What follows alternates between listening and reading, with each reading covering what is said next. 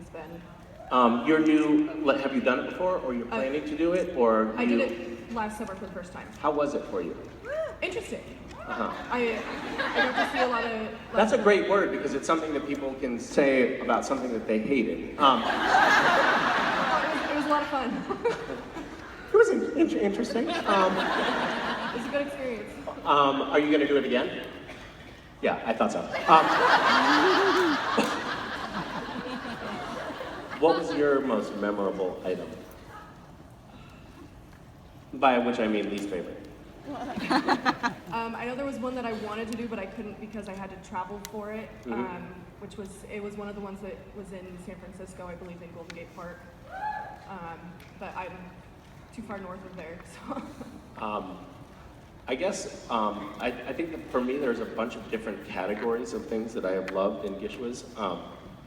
I like the items that are kind of epic. I really loved, we had a fully decorated, I think it was maybe the first year, fully decorated Christmas tree floating in the air, and with helium balloons. And I liked that item because regional airports were closed because of Christmas trees in the airspace. And anytime the works get gummed up like that, I feel a certain satisfaction. I liked it when NASA named a mountain on Mars Gishwas for an item in the hunt. It's pretty awesome when you see NASA tweeting like, "This is Mount Gishwas on Mars." We're discussing with them. They might be helping us launch something from space. Pretty crazy. So those are really cool. This last year, there was an item which might be my all-time favorite, which was kind of spontaneous. We were into the hunt, as you may recall, and we decided, you know what? Let's try to just change somebody's life for the better with this scavenger hunt. And we really didn't, like the hunt had already started and we still didn't know what we were gonna do, but Philip, who helps run Gishwas with me, knew a photographer who is this amazing photographer who travels around the world and goes to like refugee camps and war-torn areas and takes photos, and he actually lost 3 limbs to an improvised explosive device, and still is traveling the world doing this work. He's just an incredible guy named Giles. And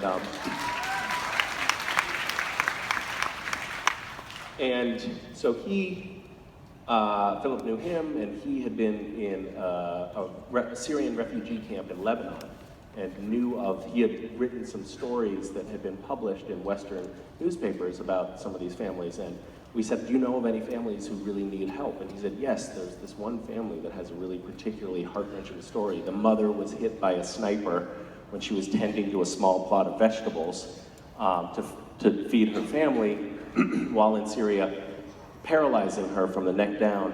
She has been in this refugee tent in Lebanon for 2 years, not receiving medical attention, hasn't left the tent in 2 years, and her family is, they can't send the kids to school, they barely have enough food, really dire circumstances. So we put up, in Gishwas, we made an item to get other people to raise money, so it wasn't like we were extorting participants to put money in, but we had the item get other people to donate money to this. And we set that up, it was like a Wednesday, I think, and the next morning woke up to twice what we needed to help that family for the next 3 years. So we got on the phone with Giles, and we were like, is there another family we can help? And he said, yes, as a matter of fact, there is.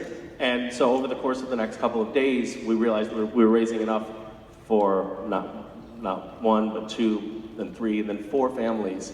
And we're going to be able to support them for the next 4 or 5 years, including medical care, getting him, and just a couple days ago, we got emails of like the house. One of the second family that we helped has this incredibly heart-wrenching story where the girl, 12-year-old girl who was one of the older siblings in this family, tried to kill herself twice so that there would be one less mouth to feed in the family. And it's just heartbreaking. And she's now in school, they now have a house, and it's all because of gifting, so I love that.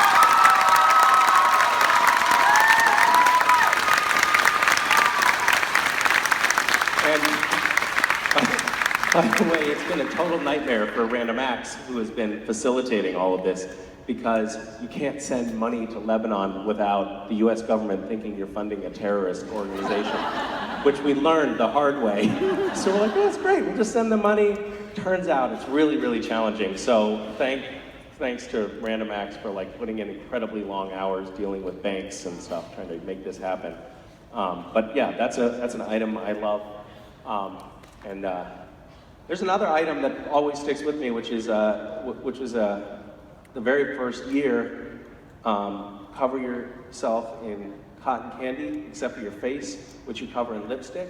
It's basically like tarred and feathered. Like, it's the worst possible thing that you could make another person do. And for some reason, when I saw those first images coming in, I was just filled with an overwhelming joy. Like, I just laughed and laughed and laughed. These miserable people covered in half-melted cotton candy and lipstick.